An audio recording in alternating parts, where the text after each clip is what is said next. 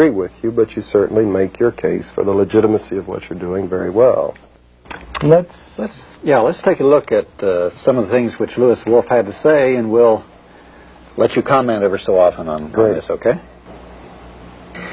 What, in the years that you've been publishing it, do you think are some of your most significant revelations? Are there some stories that even shocked you? Well, I think one of the big stories that we were able to document in some detail was the whole scope of CIA activities, similar to what the CIA did in Chile, and which was documented by the Senate Select Committee, was the whole covert action program in Jamaica in between 1976 and 1980. And we did a great deal of research into that, and we discovered in many ways a very similar program, almost a classic model that was followed along the lines of what they did in Chile, including three major categories: military, paramilitary activity, the use of propaganda in the media, and the third one, which was economic warfare, using the multilateral organizations, the International Monetary Fund and others, to withhold loans which had been promised to the Jamaican government. This is one example. What are a couple more of the details of that? You mentioned those first two examples of actual paramilitary activity the CIA was involved in Jamaica.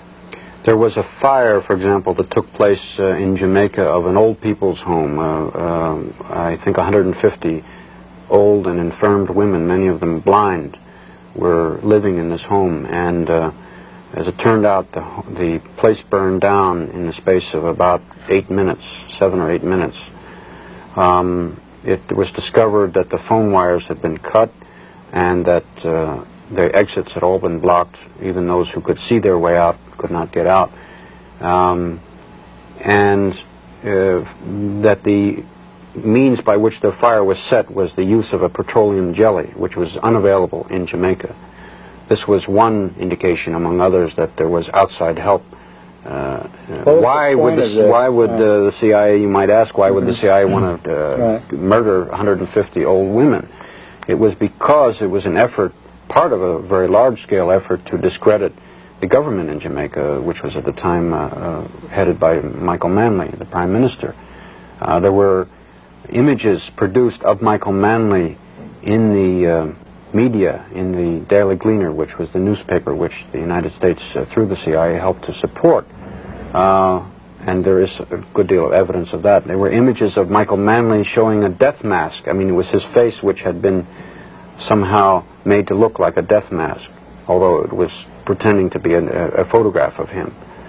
And there were many ways to try and discredit him. This is very, very similar, in fact, to what the CIA did to try and discredit Salvador Allende in Chile.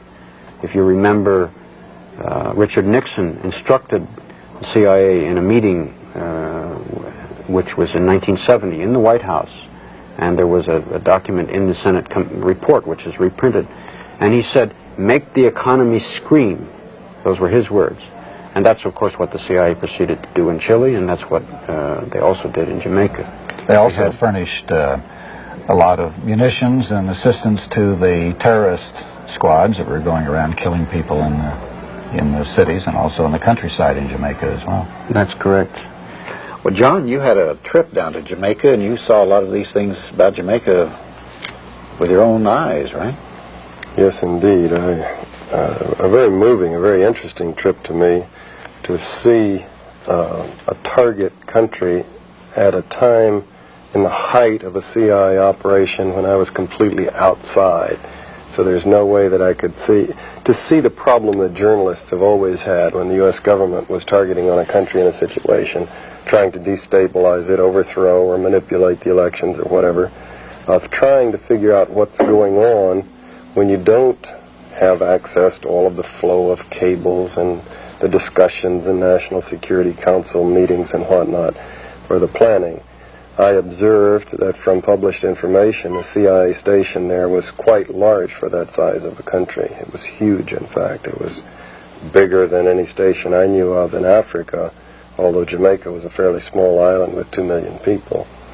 That's typical of when the CIA has got a big operation going in a place, they beef up the station and beef up the offices back stateside.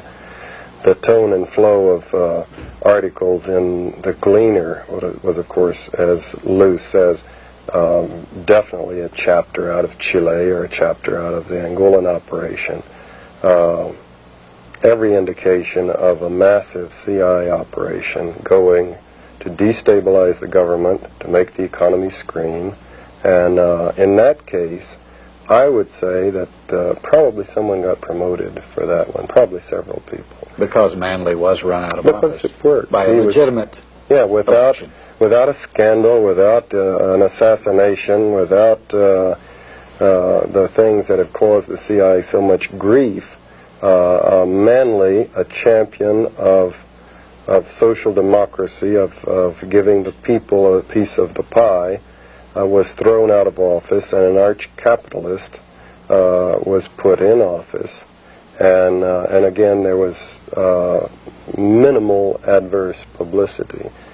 Lew Wolf and the others were studying the situation and did publish about what was going on, but it was not published in the New York Times and the Washington Post, and the big television networks didn't do studies on it, primarily because even if the journalists of the big organs knew what was happening and might have wanted to, they really just, because of the secrecy, couldn't get the truth about what the United States was doing.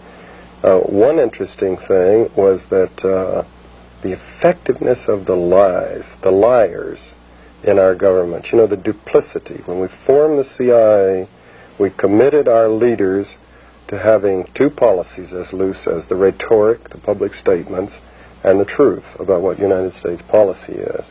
So an interesting measure of presidents is how effectively they lie.